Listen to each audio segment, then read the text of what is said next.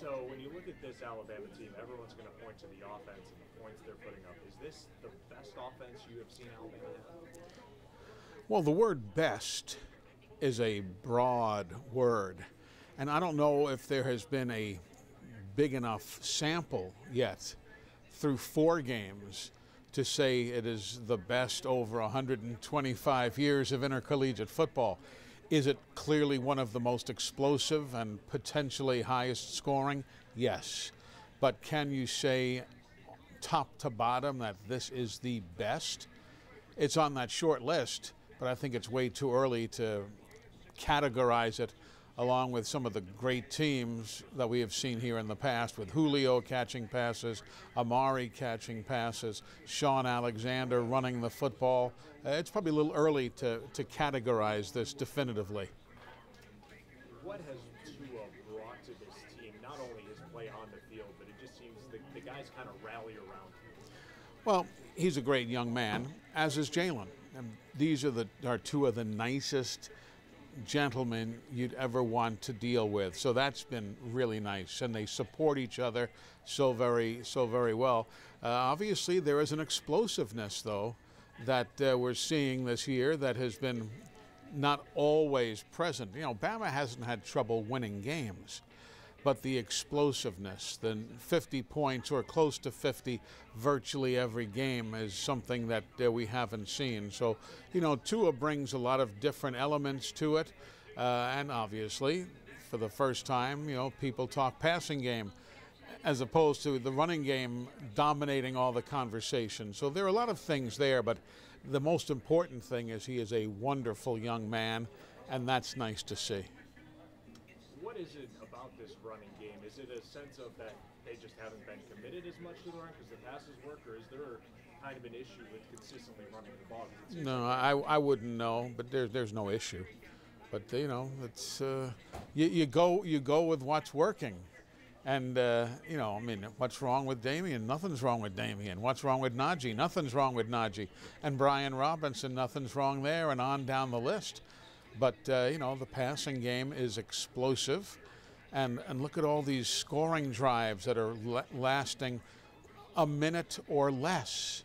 You know, you go for the jugular and you get it done. And often when you go for the jugular, you do it through the air.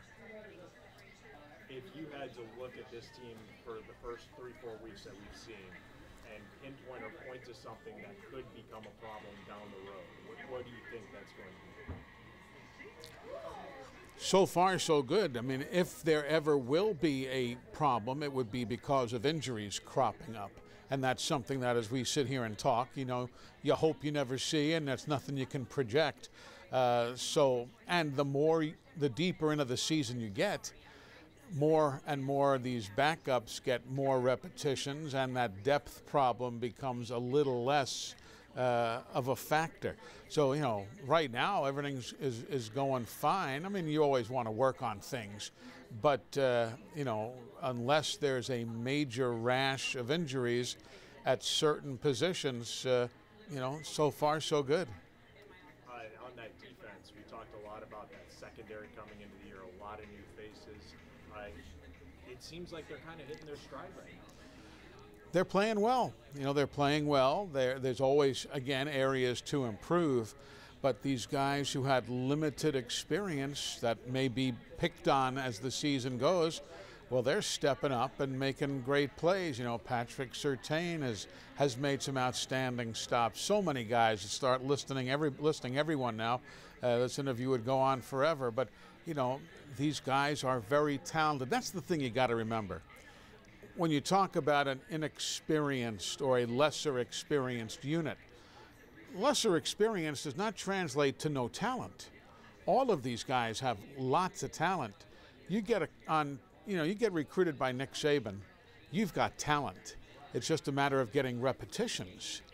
And now, 4 games into the season, this weekend, game number 5, you know, those guys are starting to close in on half a season of intercollegiate experience, and so they get more confident. So, you know, you're seeing them mature right in front of your eyes, and that's nice to see. Just overall thoughts on this week's game? this is going to be one of those games that you have to go out and play. You know, you can't take anybody for granted. Nunez, their quarterback, is very, very good. They've got a talented running back. They've got some good wide receivers. Are they an SEC team? No, certainly. There are some size differentials, some speed differentials there, but you just can't show up and mail it in. You got to get out there and play, take care of business, and then move on to next week's trip to Fayetteville. So you got to win it. As Gene Stallings told me back in 1992, he said, if you don't think this game is big, as Bama was getting ready to play a so-called lesser opponent, he said, if you don't think this game is big, just go out and lose it and find out how big it was. So these guys are ready. They're going to play hard, and you know, it'll be an interesting ball game.